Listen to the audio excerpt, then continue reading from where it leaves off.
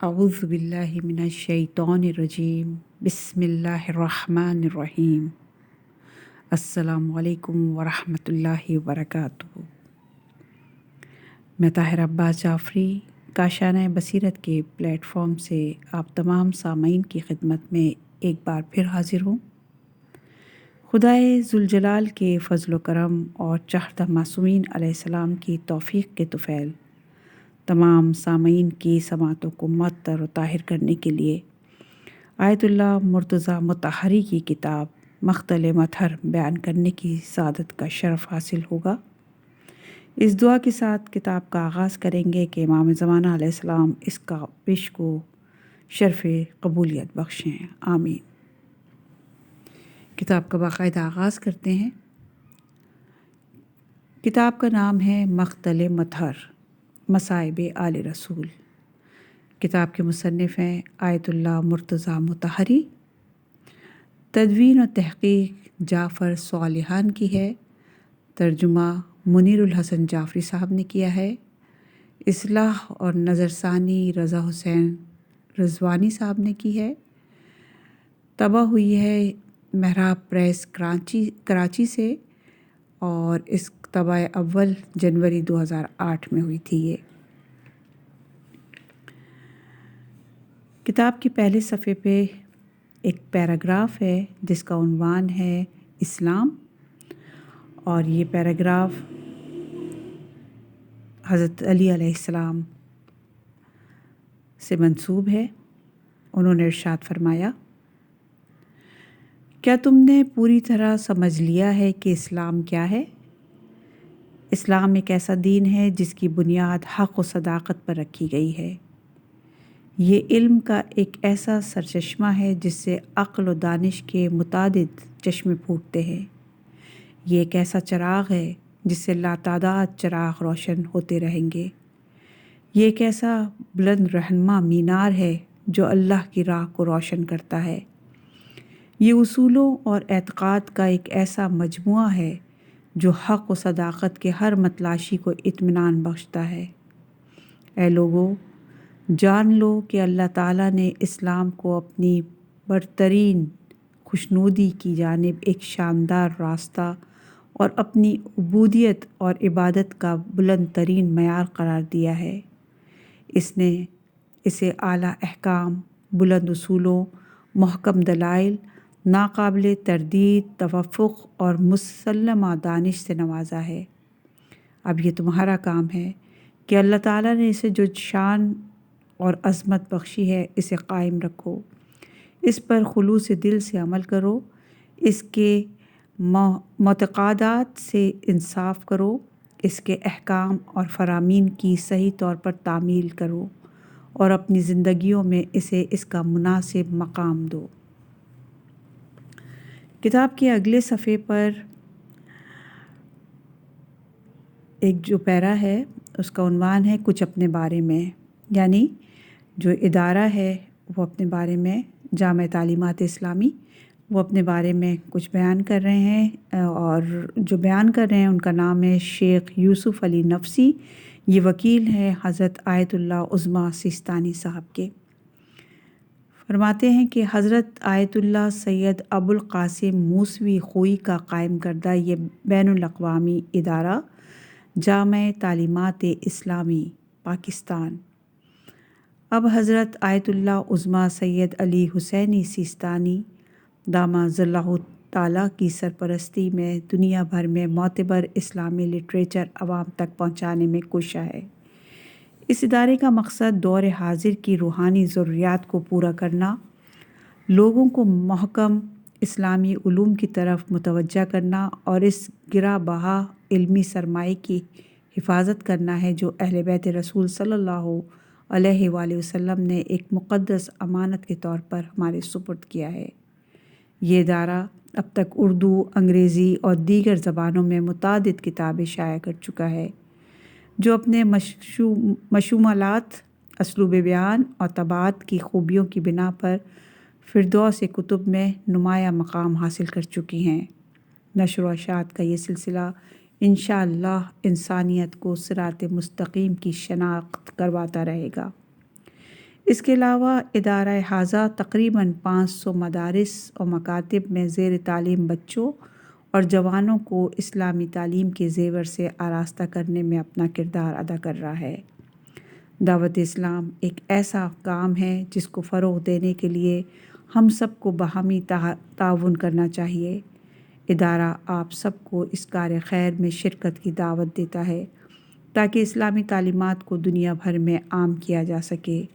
دعا ہے کہ خداوند منان بحق محمد و آل محمد اللہم صلی علی محمد و آل محمد ہم سب پر اپنی رحمتیں اور برکتیں نازل فرمائے۔ شیخ یوسف علی نفسی، وکیل حضرت آیت اللہ عظمیٰ سیستانی۔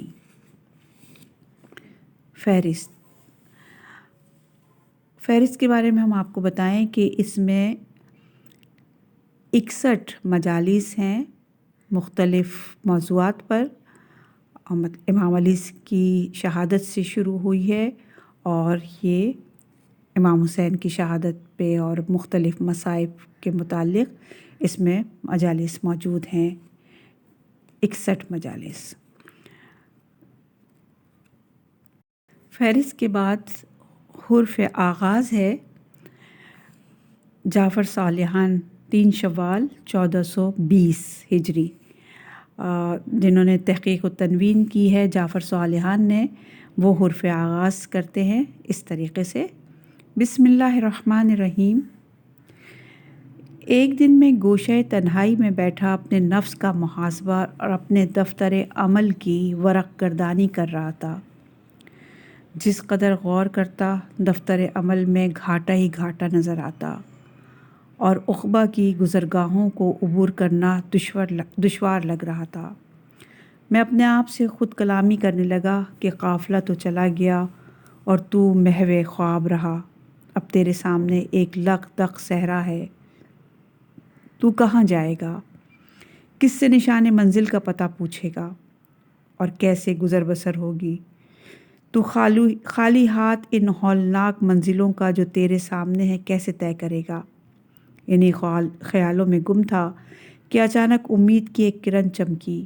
میرے پریشان دل کے اندر سے آواز آئی کہ اے وہم و خیال میں سرگرداں، اگر تو ساحل مراد تک پہنچنا چاہتا ہے تو نجات کی کشتی میں سوار کیوں نہیں ہو جاتا؟ کیا تو بھول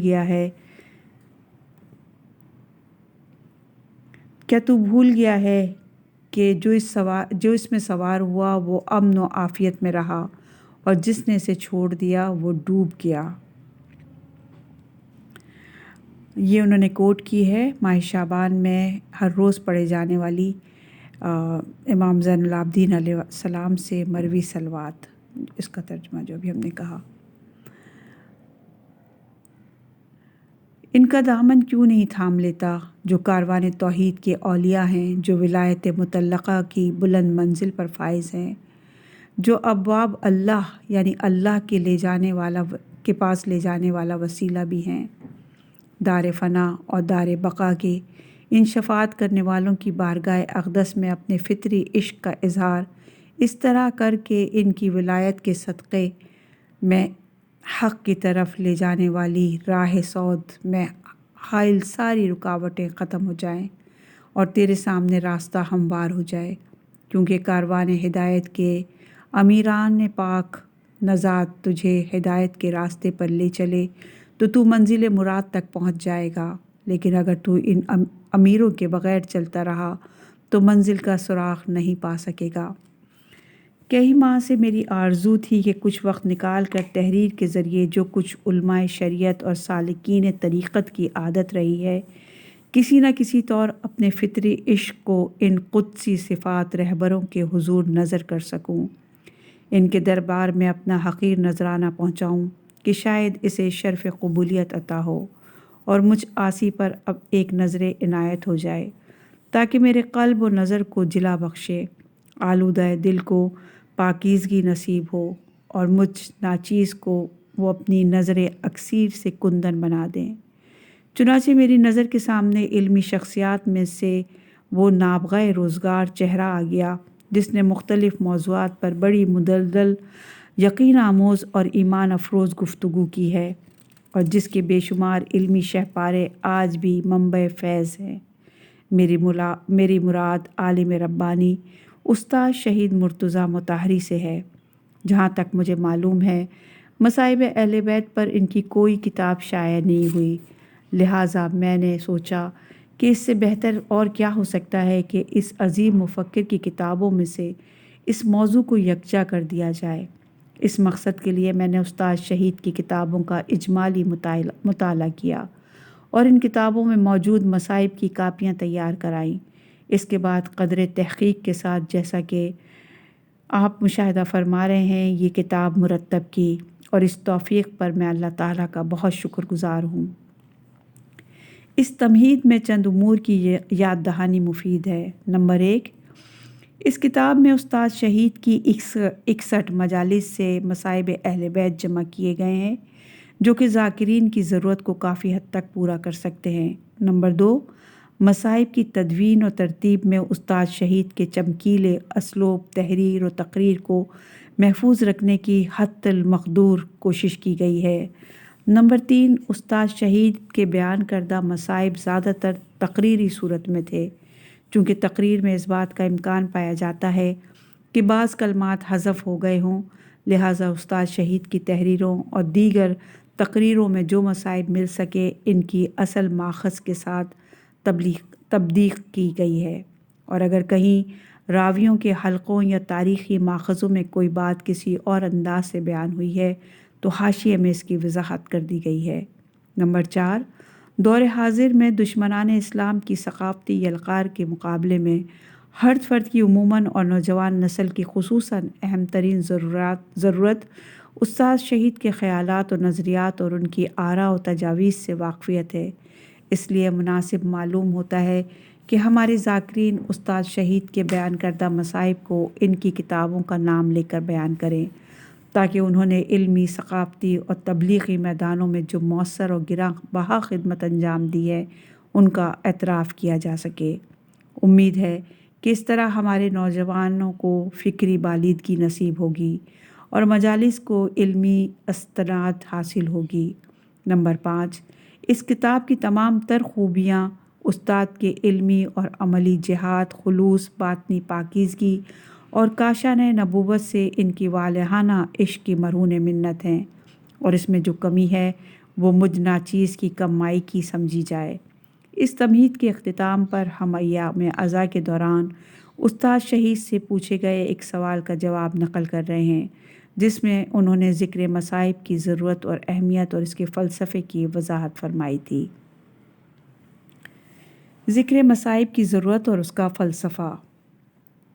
کل ایک جوان نے مجھ سے سوال کیا تھا، لہٰذا میں اسی حوالے سے ایک نکتہ آپ کی خدمت میں عرض کرنا چاہتا ہوں۔ در حقیقت میں نے کبھی بھی اس بات پر اصرار نہیں کیا کہ ہر مجلس کے آخر میں لازمی طور پر مصائب بیان ہونے چاہیے۔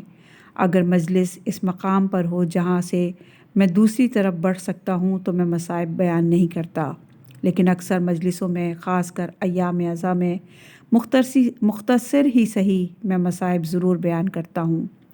اس جوان نے مجھ سے پوچھا کہ آیا ذکر مصائب کی کوئی ضرورت یا افادیت بھی ہے؟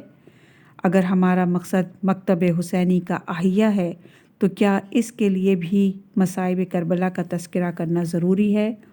میں نے اس سے کہا، جی ہاں، یہ وہ حکم ہے جو ائمہ اطہار نے ہمیں دیا ہے، اور اس حکم کا ایک فلسفہ بھی ہے۔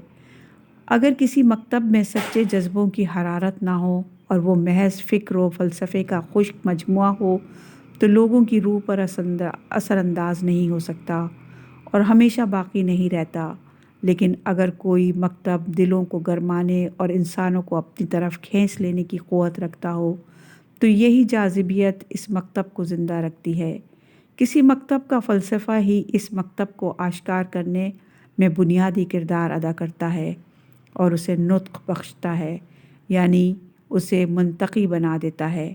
بے شک جذبات میں ہلچل مچا دینے والے ایسے ہی فلسفے کا نام مکتب حسین ہے جو آج تک زندہ و پائندہ ہے۔ ہمیں اس فلسفے کو سمجھنا چاہیے اور اس کی قدر کرنی چاہیے۔ اگر ہم इस हयात आफरी मकतब को महज एक मकतब फ़िक्र के तौर पर पेश करेंगे तो इंसानी जज्बात को ज़बान अता करने वाले इस मकतब फ़िक्र का शोले आतिश रफ्ता रफ्ता बुझ जाएगा और ये मकतब कोहना और पारीना हो जाएगा। इसलिए हमें मसाइब करबला हमेशा बयान करते रहना चाहिए। ये बड़ी अमीक फ़िक्र थी जो उफ़क़ अज़मत पर महव परवाज़ रहने वाले तायर फ़िक्र की दूर अंदेशी को ज़ाहिर करती है। वाक़यान इमाम हुसैन अलैहिस्सलाम, इमाम अली अलैहिस्सलाम, इमाम हसन अलैहिस्सलाम या दीगर आइम्मा या बीबी फ़ातिमा ज़हरा सलामुल्लाह अलैहा के मसाइब का ज़िक्र इंसान के एहसासात को छू लेता है और उसके जज्बात को गोयाई बख्शता है। इंसान इस जज्बात की आँच से हरारत हासिल करता है और ये जज्बात इनमें शऊर और ज़िम्मेदारी का एहसास जगाते हैं जिसे हर हाल में महफूज रखने की कोशिश करते रहना चाहिए। जाफ़र सालिहान 3 शवाल 1420 हिजरी। पहली मजलिस सफ़ा नंबर 26। इमाम अली अलैहिस्सलाम शब ज़रबत के इंतज़ार में। ए हज़रत अमीर के अज़ादारों, आज रमज़ान मुबारक की 13 तारीख़ है। गोया हम एक तरफ अहिया बेदारी और इबादत की रातों से और दूसरी तरफ शहादत अमीरुल मोमिनीन के अय्याम से करीब होते जा रहे हैं। वाक़या ये है कि हज़रत अमीरुल मोमिनीन 13 रमज़ान को जो जुमे का दिन था खुतबा इरशाद फरमा रहे थे। सामईन में आपके फ़र्ज़ंद अर्जमंद इमाम हसन और इमाम हुसैन भी शामिल थे। खुतबे के दौरान आपने अचानक इमाम हसन अलैहिस्सलाम से पूछा, बेटा हसन, इस महीने के आज कितने दिन गुज़र चुके हैं? उन्होंने अर्ज़ की, बाबा जान 13 दिन। मालूम होता है आप कोई ख़ास बात कहना चाहते हैं क्योंकि आप जानते थे कि कितने दिन गुज़र चुके हैं। इसके बाद इमाम हुसैन अलैहिस्सलाम से पूछा, बेटा इस महीने के कितने दिन बाकी रह गए हैं? इमाम हुसैन अलैहिस्सलाम ने अर्ज़ की, बाबा जान 17 दिन। ये सुनकर इमाम अली अलैहिस्सलाम ने अपनी रेश मुबारक हाथ में लेकर फरमाया, इस दाढ़ी को इस सर के खून से ख़िज़ाब होने में बहुत थोड़ा वक्त रह गया है।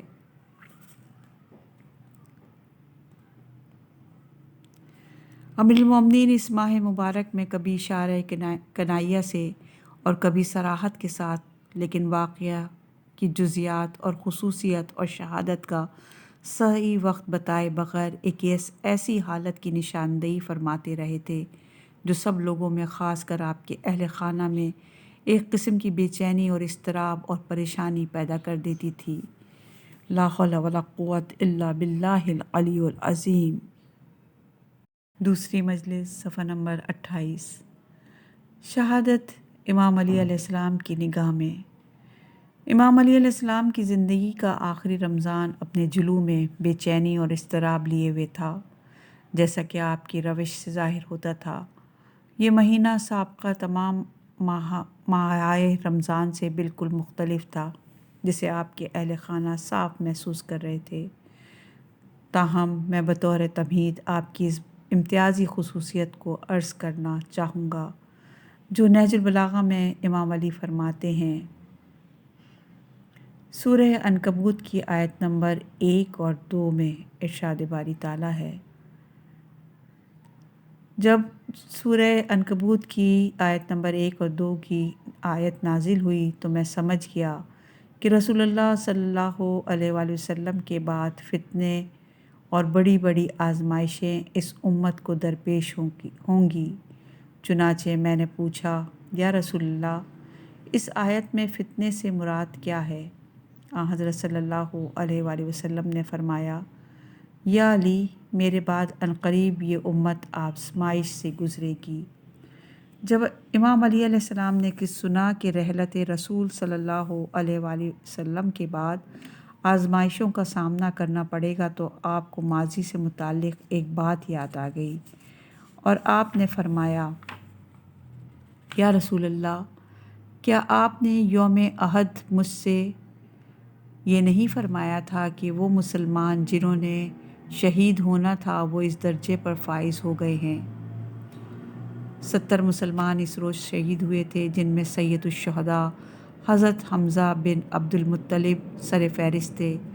امام علی علیہ السلام اس جنگ کے ہیرو تھے اور شہادت مجھ سے دور رہی تھی، جس کا مجھے دکھ تھا، اور میں نے عرض کیا تھا یا رسول اللہ، مجھ سے مجھے اس فیض سے کیوں محروم رکھا گیا؟ یہ روایت جو ہے جنگ احد کے موقع پر امام علی علیہ السلام بھرپور عالم شباب میں تھے۔ آپ کی عمر صرف 25 سال تھی۔ آپ کی جناب سیدہ سے نئی شادی ہوئی تھی اور آپ کے ہاں امام حسن کی ولادت بھی ہو چکی تھی۔ عام طور پر ایک جوان جوڑے کی آرزو یہ ہوتی ہے کہ ان کی زندگی قدرے زیادہ ہو، مگر امام علی علیہ السلام کو دیکھیے کہ ان کی سب سے بڑی آرزو شہادت ہے۔ استاد مطہری یہ نوٹ میں لکھتے ہیں یہ جملہ۔ حضرت نے فرمایا، میں تمہیں بشارت دیتا ہوں کہ شہادت تمہارے تعاقب میں ہے، اور اگر آج یہاں تم شہید نہیں ہوئے تو کیا ہوا؟ شہادت تو تمہارے مقدر میں لکھی جا چکی ہے۔ یہ کہہ کر حضرت نے مجھ سے پوچھا، بتاؤ شہادت کے وقت تمہارا صبر کیسا ہوگا؟ امام علی علیہ السلام نے عرض کی، یا رسول اللہ،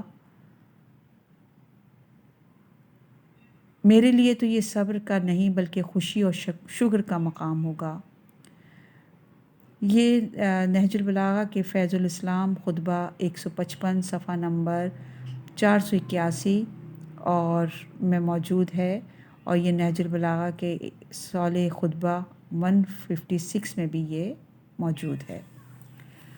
حیات علی کی آخری ایام۔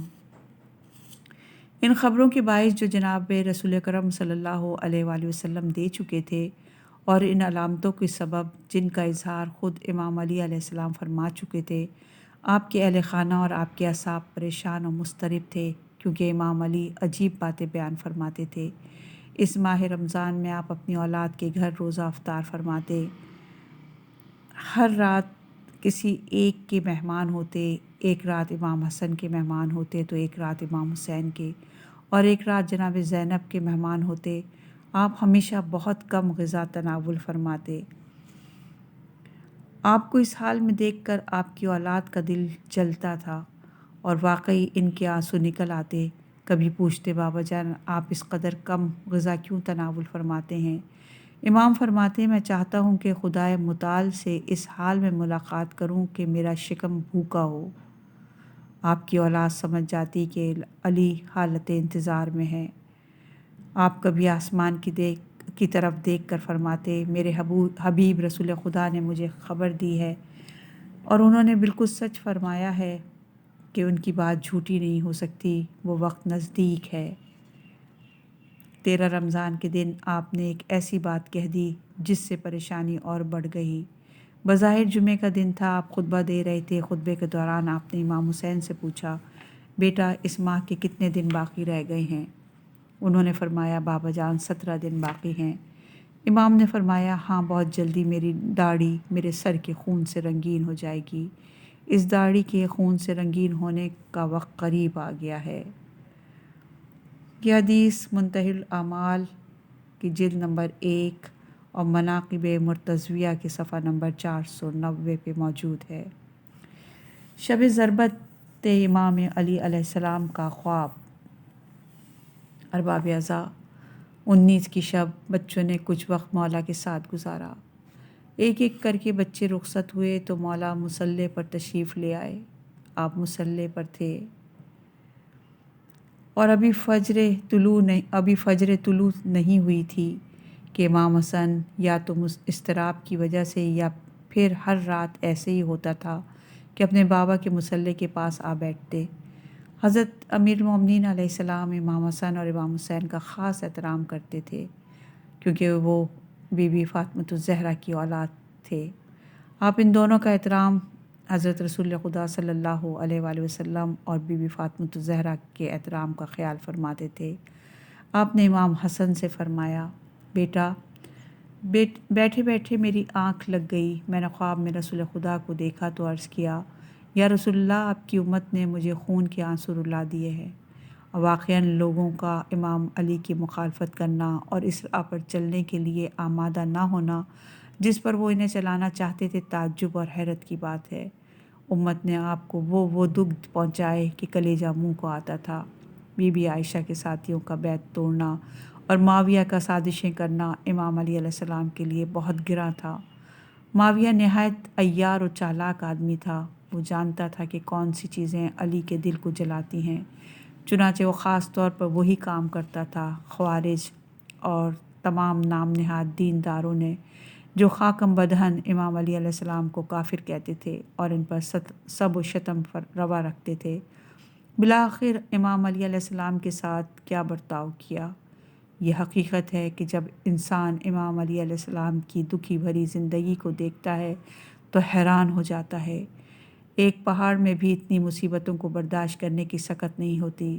علی علیہ السلام اپنا درد دل کس سے کہتے؟ اب جو رسول اللہ صلی اللہ علیہ وآلہ وسلم کو عالم رویا میں دیکھا تو دل کھول کر رکھ دیا، یعنی اے اللہ کے رسول، آپ کی امت نے مجھے بہت ستایا ہے، بتائیں میں ان کے ساتھ کیا سلوک کروں؟ پھر آپ نے امام حسن سے فرمایا، جانے پدر تیرے نانا نے مجھے حکم دیا کہ اے علی اس امت کے لیے بد دعا کرو۔ چنانچہ میں نے عالم رویا میں کہا، بارے اللہ مجھے اس دنیا سے جلدی اٹھا لے اور ان لوگوں پر اسے مسلط کر جو میری نسبت ان کے لیے بدترین ہوں۔ آپ سمجھ سکتے ہیں کہ اس جملے سے کس قدر پریشانی اور اضطراب بڑھتا ہے۔ بطخوں کی فریاد۔ جب امام علی مسجد جانے کے لیے گھر سے نکلنے لگے تو بطخوں کی آوازیں بلند ہو گئیں اور آپ نے فرمایا، ابھی تو ان بطخوں کی فریاد بلند ہو رہی ہے، مگر زیادہ دیر نہیں گزرے گی کہ زمین و زمان لرزاں اور تمام لوگ ماتم کناں ہوں گے۔ یہ سن کر سب بچے آگے بڑھے اور عرض کی، بابا جان ہم آپ کو مسجد نہیں جانے دیں گے، آپ ہم کو یا کسی اور کو اپنی جگہ مسجد بھیج دیں۔ چنانچہ امام علی نے فرمایا، میرے بھانجے جدہ بن حبیرہ کو بھیج دو، مگر پھر فوراً ہی فرمایا، نہیں میں خود ہی جاؤں گا۔ کہا گیا کہ ہم میں سے کسی کو اجازت دیجیے کہ آپ کے ہمراہ جائے، مگر امام نے قبول نہیں فرمایا اور کہا، میں نہیں چاہتا کہ کوئی میرے ساتھ جائے۔ آپ کے لیے یہ رات کیسی خوشگوار رات تھی، خدا ہی جانتا ہے کہ آپ کے جذبات کیا تھے۔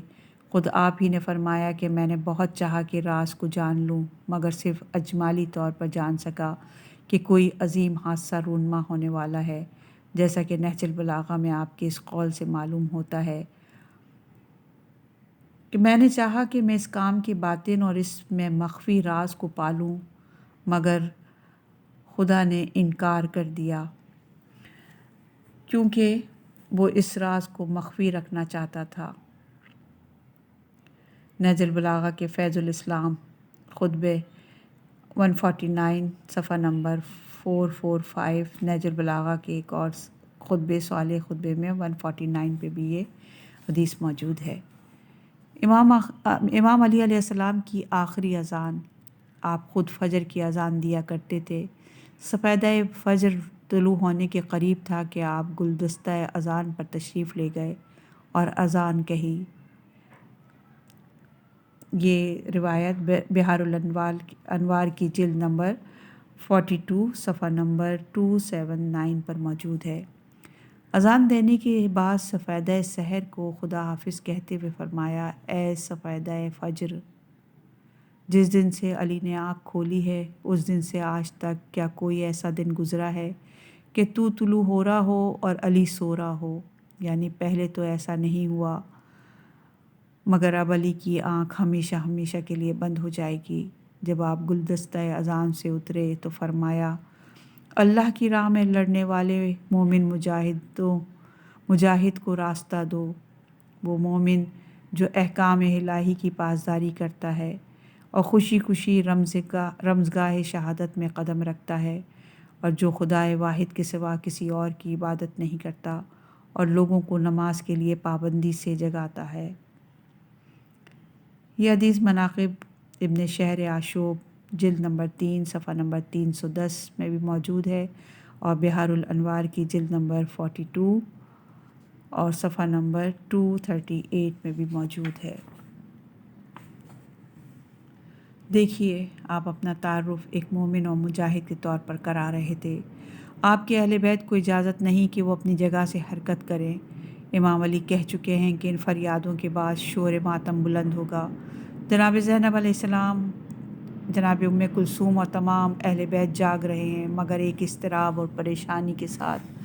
دل دھڑک رہے ہیں کہ نہ جانے اس رات کی تاریکی ختم ہونے سے قبل کیا سانحہ پیش آنے والا ہے۔ اچانک ایک آواز نے سب کو اپنی طرف متوجہ کر دیا۔ اے اہل عزا، اے علی کے سوگواروں، قیامت کی اس گھڑی میں ہر گوشہ و کنارے سے یہی آواز آ رہی تھی۔ خدا کی قسم، ہدایت کے ارکان منہدم ہو گئے۔ خدا کی قسم، تقوی کی نشانیاں مٹ گئیں۔ حق کی مضبوط رسی ٹوٹ گئی۔ مصطفیٰ کے ابن عم قتل ہو گئے۔ اللہ کے برگزیدہ نبی کے وصی قتل کر دیے۔